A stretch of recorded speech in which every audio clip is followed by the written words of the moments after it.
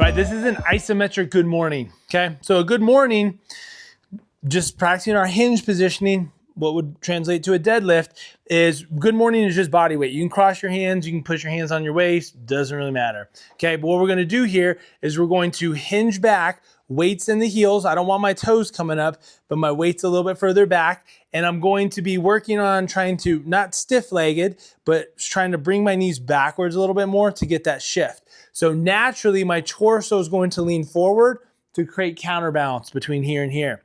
And then we're just gonna hold. Now, we start with hands across our chest or to the side, and then we're basically gonna cook the lower back 80, 85%. That means I want to hold to the point where I really start to feel my lower back muscles burn because they're holding the whole time, there's no blood flow, okay?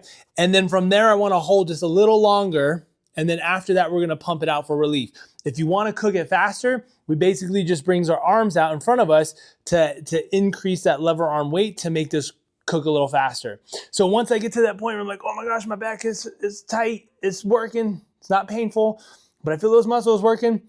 Once I feel that I can't do any more, or if hamstrings or butt are also starting to burn, we're just gonna go right into 10, 12, 15, and or 20 pumps so that we can elongate and get all those muscles that we're just isometrically holding and contracting to pump out and relax a little bit, right? You might find that it's also helpful to do a little